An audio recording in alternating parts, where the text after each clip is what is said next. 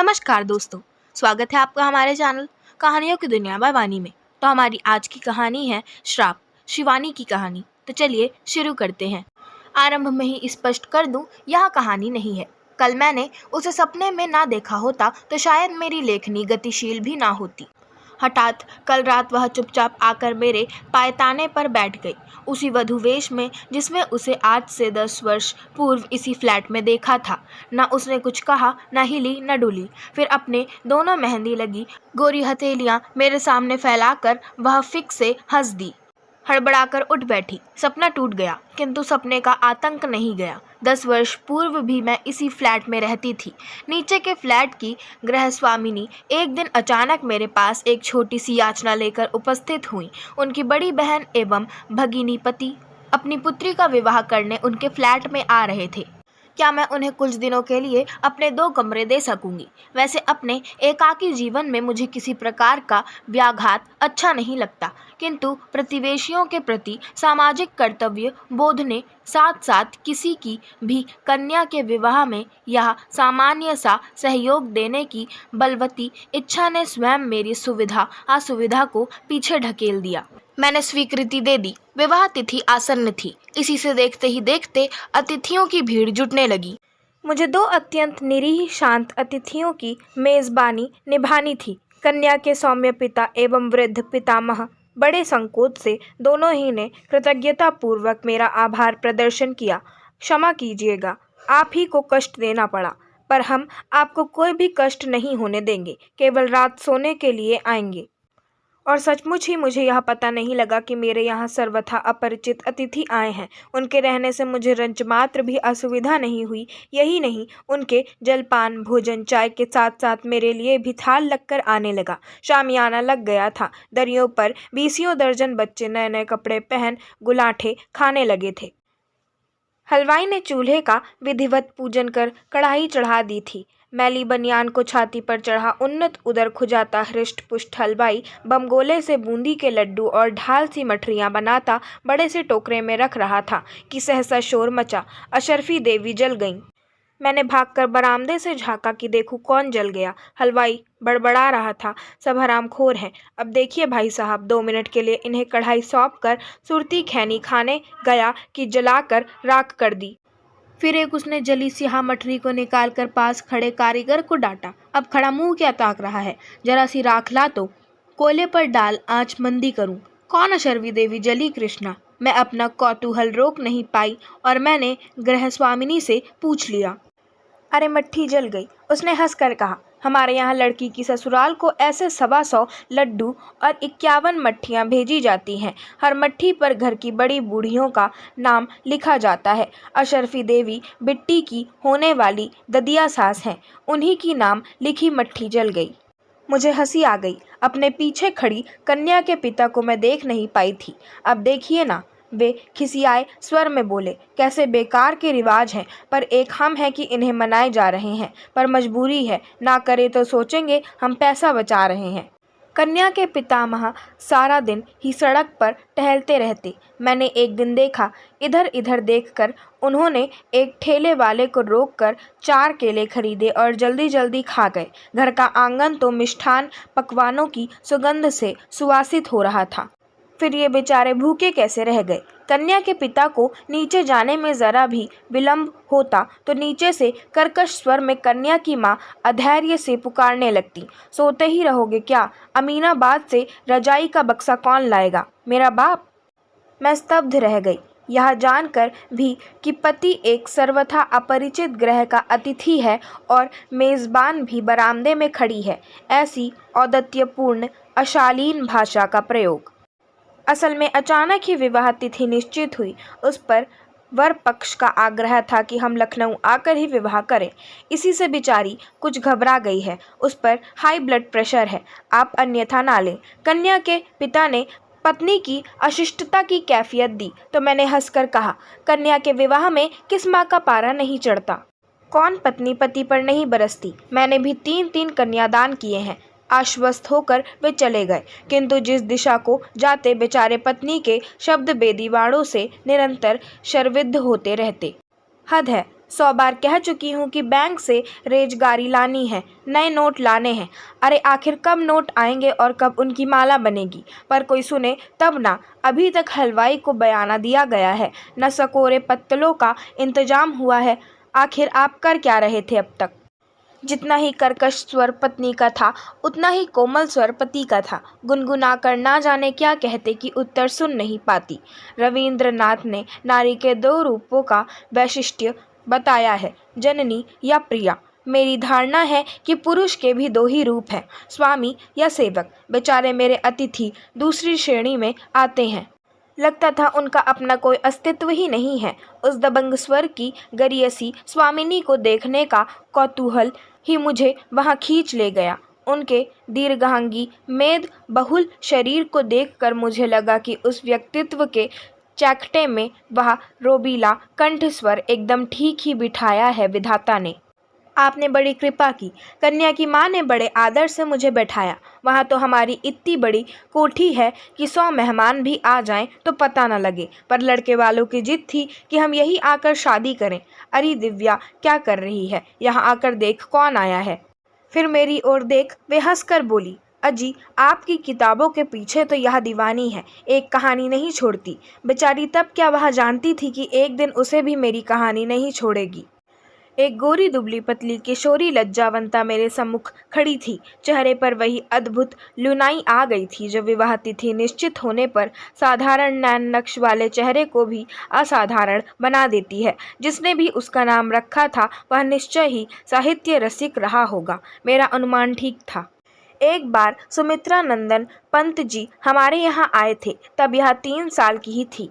हम इसे टुईया कहकर पुकारते थे। बोले यह भी भला कोई नाम है, दिव्या कहकर पुकारो। बस तभी से यह दिव्या हो गई। यह तो अभी बहुत छोटी है, आप अभी से इसकी शादी किए दे रही हैं। मैंने कहा, अजी छोटी काहे की, 18वें में पढ़ेगी, देखने की ही बजर बौनी। इसकी उम्र में तो हमारी 2 बेटियां हो गई थीं। उसी दिन दिव्या के पिता ने मुझे बताया कि उनकी भी इच्छा अभी दिव्या का विवाह करने की नहीं थी, पर लड़का अच्छा मिल गया। उनकी इस साली ने ही रिश्ता पक्का किया था। आप तो जानती हैं, हम लोगों में अच्छे लड़के के लिए अच्छी खासी रकम देनी पड़ती है। दुर्भाग्य से हम कान्य कुब्ज ब्राह्मण हैं। हमारे यहाँ एक प्रकार से रेट बंधे हैं। आईएएस लड़का है तो 1.25 लाख, आईपीएस तो 1 लाख, इंजीनियर है तो 80,000, और फिर साधारण नौकरी वाले के लिए भी कम से कम 20,000। उस पर दहेज अलग। डॉक्टर लड़के को तो कंधे पर हाथ नहीं धरने देते, यानी जैसा दाम खर्च कर सको वैसी ही चीज़ लो। कभी कभी तो सोचता हूँ बहन जी, बिहार में जो कन्या के पिता सुपात्रों का अपहरण कर जबरन दामाद बना रहे हैं, उसमें भी उनकी मजबूरी ही रहती होगी। तो आपको इस रिश्ते में भी रकम भरनी होगी। मैंने पूछा। और नहीं तो क्या, पर ये लोग शरीफ हैं, इन्हें लड़की पसंद है, कहा है कुछ नहीं मांगेंगे, हम अपनी बिटिया को जो देना चाहें दे दें। बड़े गर्वजन्य संतोष से उनका शांत चेहरा दमक उठा। बेचारे शायद इस कटु सत्य से अनभिज्ञ थे कि मुंह से कुछ ना मांगने वाले ही कभी कभी मुंह खोलकर सब कुछ मांगने वालों से भी अधिक खतरनाक होते हैं। लड़का चार्टर्ड अकाउंटेंट था, अपनी 2 कोठियां थीं। बड़ा भाई पुलिस का ऊंचा अफसर था, छोटा डॉक्टर। जैसे जैसे विवाह तिथि निकट आ रही थी, छोटे से फ्लैट में रौनक की गहमा गहमी बढ़ती जा रही थी। कभी ठेलों से सोफा सेट पलंगों का जोड़ा उतारा जा रहा था, कभी स्टील की अलमारी और फ्रिज। उधर घरातियों के बीसियों नखरे, कोई ठंडाई की फरमाइश कर रहा था, कोई लस्सी की। आंगन में पड़े कुर्सियों के स्तूप का शिखर मेरे फ्लैट की सरहद से सट गया था। बच्चों की चेंचे पेपे, स्त्रियों का कलरव संध्या होते ही और घनीभूत हो उठता। उधर कन्या के ताऊ ताई बुलंदशहर से अचानक उस समय आ टपके थे जब उनके आने की आशा त्याग दी गई थी। कभी कभी नीचे चल रहे 2 बहनों के वार्तालाप का स्वर बड़े दुस्साहस से मेरे कमरे की दीवारों को भेद कर चला आता। स्पष्ट था कि कन्या की जननी एवं ताई के संबंध बहुत सुविधाजनक नहीं थे। अरे आज तक कोई जिठानी देवरानी का सुख देख सुखी हुई जो हमारी महारानी होगी। कन्या की माँ एक दिन कह रही थी, बोलेंगी तो लगेगा शहद घोल रही हैं, पर बस चले तो हमारा कलेजा निकाल चबाए डारे। मैं सोचती हूँ नारी स्वभाव की जितनी अभिज्ञता विवाह आदि अनुष्ठानों में बटोरी जा सकती है, उतनी शायद जीवन भर इधर उधर विभिन्न ग्रहों के अंतरंग कक्षों में झांक झूंक कर नहीं बटोरी जा सकती। मैं देख रही थी कि जहाँ आमोद प्रमोद, खिलाने पिलाने, नाचने गाने की भूमिका संजोई जाती, झट से मुंह लटकाकर कन्या की ताई छत की मुंडेर पकड़ ऐसे खड़ी हो जाती जैसे वह किसी अपरिचित परिवार की भूल से न्योती गई अतिथि हो। कोई भी देखकर बता सकता था कि ग्रह की वह साज सज्जा, बृहत सुनियोजित आयोजन, बिजली की जगमगाहट, कन्या के चढ़ावे में आने वाले गहनों का सुना सुनाया लेखा जोखा ताई की छाती पर बीसियों विषधरों को लौटा रहा था। उधर कन्या की माँ कमर में आंचल खोसे विवाह के कर्म क्षेत्र में अकेली डटी थी। कभी पति पर चिंघाड़ती, कभी हलवाइयों पर, और संध्या होते ही ढोलक लेकर बैठ जाती। यही नहीं, एक बार नाचने को कहा गया तो चट घुंघरू बांध ऐसा थिरकी कि क्या कोई बाईजी नाचेगी। कहना तो मेरा मान ले मेरे शहजादे। विवाह का एक ही दिन रह गया था। अचानक मेरे लिए नीचे से बुलावा आ गया। मैं जल्दी नीचे चली आऊं। वर पक्ष के अतिथि दहेज सामग्री का अवलोकन करने आ रहे हैं। यह भी उनके यहाँ की एक विशिष्ट अनिवार्यता थी। देखकर यदि कुछ फेरबदल करना हो तो कन्या के पिता को वही करना होगा। मैं नीचे गई और करीने से सजे विभिन्न उपकरणों को देखती ही रह गई। कौन सी ऐसी वस्तु थी जो बेचारे निरीह पिता ने नहीं जुटाई थी। साड़ियों का स्तूप, टेलीविज़न, फ्रिज, इस्त्री, बर्तन, रेशमी रजाइयाँ, लट्ठे मलमल के थान, गैस का चूल्हा, सिलेंडर, बिजली के पंखे आदि। इतने ही में अचानक स्त्रियों की भीड़ में भगदड़ मच गई। आ गए कहती कन्या की माँ सिर पर आंचल खींच द्वारपाल की मुद्रा में सतर्क खड़ी हो गई। कहाँ गई वह तेजस्वी मुख मुद्रा और थानेदार का सहवाह रौबीला कंठस्वर। वह है नीली कमीज वाला। अरे नहीं, वह तो छोटा भाई है। तब कौन? अजी वह है चेच करू दाग वाला। हाय राम, यह तो 2 बच्चों का बाप लग रहा है। विभिन्न फुसफुसाहटों के सूत्र में मैंने भी दूल्हे को पहचान लिया। तब क्या सचमुच इसी अंधे के हाथ बटेर लगी थी? कहाँ दिव्या और कहाँ यह किसी मांसहीन कंकाल को ही जैसे किसी ने पहना ओढ़ा के भेज दिया था। हाथ में छड़ी लिए, पगड़ी बांधे ससुर ऐसे चले आ रहे थे जैसे कोई राज प्रमुख प्रजा के बीच से गुजर रहा हो। देखिए समधी जी, साड़ियों के स्तूप की ओर वर के पिता ने छड़ी घुमाई। हमारे घर की रुचि जरा सोफियाना है। वे ये सब तड़क भड़क की बनारसी कभी नहीं पहनेंगी। ये सब हटाकर कांजीवरम और चंदेरी गढ़वाल रखवा दें। यही फरमाइश मेरी लड़कियों ने भी की है। छड़ी से उन्होंने साड़ियों को ऐसे उथल पुथल दिया जैसे कोई स्वास्थ्य निरीक्षक सड़क की पटरी पर सड़ी गली सब्जी या खुले कटे तरबूज का ठेला उलट देता है। मुझे बहुत बुरा लगा। यह भी कोई तरीका है? कन्या पक्ष के इतने अतिथियों के सामने कन्या के पिता का ऐसा अपमान अलग ले जाकर भी तो कह सकते थे। कन्या के पिता अंत तक हाथ जोड़े ऐसे व्यर्थ कृतज्ञ मुस्काने बिखेरते रहे जैसे कह रहे हों, आपकी जूती मेरा सिर। चलते चलते सहसा वर के पिता मुड़े। हमने तो आपसे कह ही दिया है, हम कुछ नहीं लेंगे। द्वाराचार में हमारा और हमारे अतिथियों का स्वागत ठीक ठाक रहे, बस इसी का ध्यान रखिएगा। बस इसी आदेश के गूढ़ार्थ को बेचारा कन्या का पिता ग्रहण नहीं कर पाया। स्वागत तो अच्छा ही किया। अतिथियों के कंठ में अजगर से प्रफुल्ल फूलों के हार भी पड़े, गुलाब जल का छिड़काव भी हुआ। वर के लिए कहीं से मर्सिडीज भी मांगकर फूलों से भरपूर सजाई गई।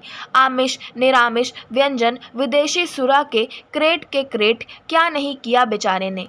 लड़की विदा होने लगी तो माँ और मौसी को रोते रोते गश आ गया, पर पिता हाथ बांधे समधी के सामने ऐसे खड़े हो गए जैसे दीनहीन चौबदार हों। एक ही रात में उनका दमकता चेहरा स्याह पड़ गया था। आप लोगों के स्वागत में कोई त्रुटि हुई तो क्षमा करें, उन्होंने धीमे स्वर में कहा। समधी की आंखों से अभी तक रात की खुमारी नहीं उतरी थी। काले चेहरे पर आरक्त आंखें इंजन के अग्नि स्तूप सी चमक रही थी।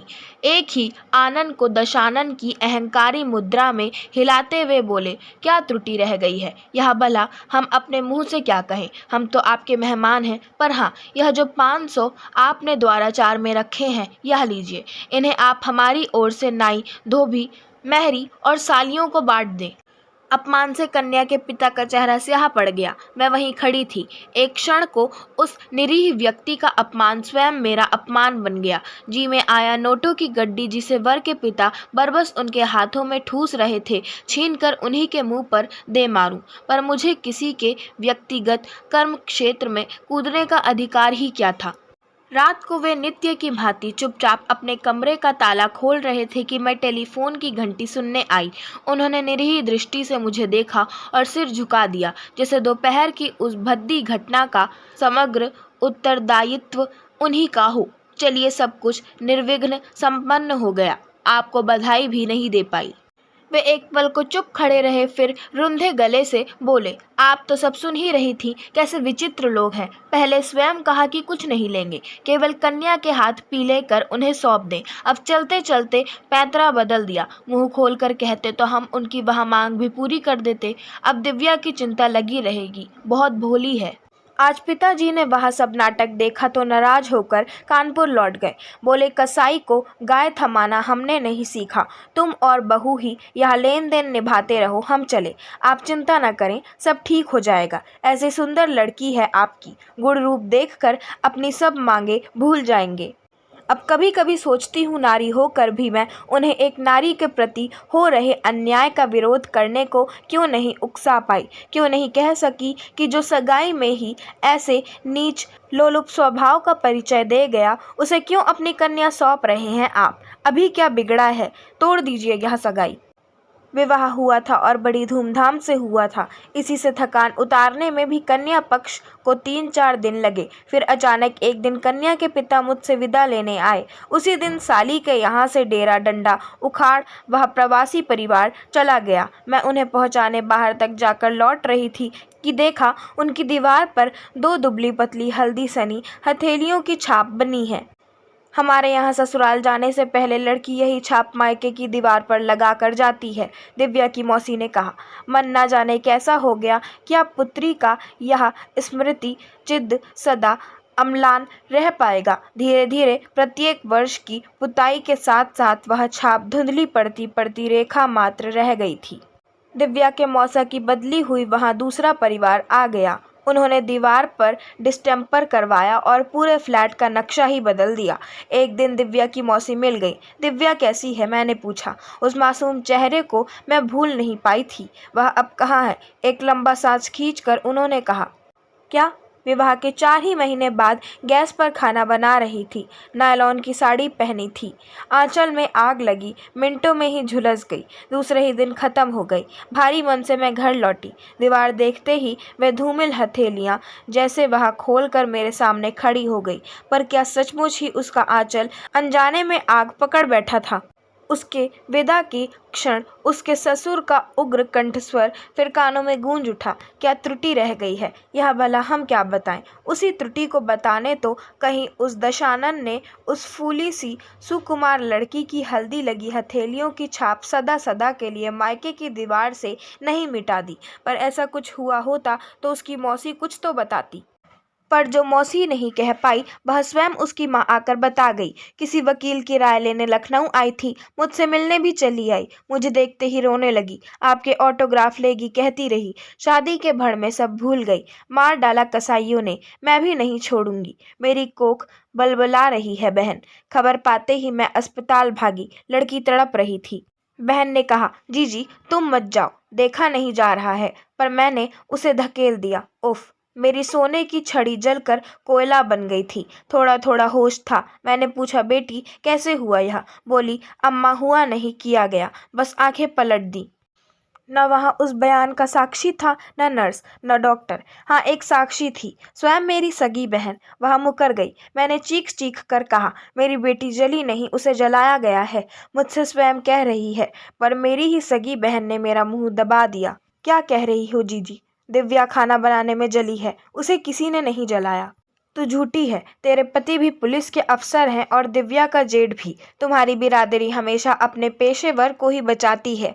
तूने ही यह रिश्ता इन कसाईयों से पक्का किया था, पर बहन, मेरी सगी बहन ही मुझसे नाराज होकर घर चली गई। तब से दर दर भटक रही हूँ, कहीं तो न्याय की भीख मिलेगी। हत्यारा अभी भी मूंछों पर ताव देता घूम रहा है। सुना है दूसरी जगह रिश्ते की बात चल रही है। मैं स्तब्ध थी, वह आंखें पोंछती उठ गई। इसी से मैं आपके पास आई हूँ, कृष्णा के यहाँ नहीं गई। फ़ोन किया तो बोली, जी जी, तुमने पुलिस केस किया तो हम तुम्हारी मदद नहीं कर पाएंगे। जो हुआ उसे भूल जाओ। भूल जाऊं? 10 महीने जिसे गर्भ में रखा, पाला पोसा, जिस अनजान खूंटे से बांधा, वही गाय सी जो बंध गई, उसे भूल जाऊं? मैंने भी श्राप दिया है बहन। जैसे उस कसाई ने मेरी बेटी को जलाया है, वैसे ही वह भी तिल तिल कर जले। उनकी आंखों से जैसे आग की लपटें निकल रही थीं। सच्चे हृदय से निकली बद्दुआ कभी व्यर्थ नहीं जाती। वर्षों पूर्व ऐसे ही श्राप को फलीभूत होते मैंने स्वयं देखा है। अल्मोड़ा के ही एक ऐसे सच्चे ब्राह्मण के श्राप ने क्या तत्कालीन जेलर को रात बीतते ना बीतते चुटकियों में निष्प्राण नहीं कर दिया था। कुमाऊं केसरी बद्री दत्त जी तब स्वतंत्रता संग्राम में जेल में बंदी थे। क्रूर जेलर के अमानुषिक अत्याचार से क्रुद्ध पांडे जी ने नहा धोकर हाथ में जल लेकर कहा था, अरे दुष्ट ले, मैं कुमाऊं का ब्राह्मण तुझे श्राप देता हूँ। जैसे तू हमें मार रहा है, भगवान तुझे मारे। और भोर होते ही दिल के दौरे ने उस हष्ट पुष्ट जेलर को जेल से ही नहीं, संसार से हटा दिया। फिर तो जहां पांडे जी जल हाथ में लेते, सुना है कि बड़े से बड़े अफसर भी उनके चरण पकड़ लेते थे। किंतु अब कहाँ है वैसे सच्चे ब्राह्मण, और कहाँ है वह ब्रह्म तेज। इतने वर्ष बीत गए, फिर दिव्या की माँ मुझे कभी नहीं मिली। पता नहीं उनके दग्ध हृदय से निकला वह श्राप फलीभूत हुआ या नहीं, किंतु मेरे फ्लैट की निचली दीवार से हल्दी लगी उन हथेलियों की छाप अब एकदम ही विलीन हो चुकी है। आशा करती हूँ आपको हमारी आज की कहानी श्राप पसंद आई होगी। अगर आपको हमारी आज की कहानी पसंद आई हो तो हमारे चैनल को सब्सक्राइब करें, वीडियो को लाइक करें और बेल आइकन दबाना ना भूलें। और हमें कमेंट कर ज़रूर बताएं कि आपको कैसी कहानी पसंद है। हम वैसी ही कहानियाँ आपके लिए ज़रूर लाते रहेंगे। धन्यवाद।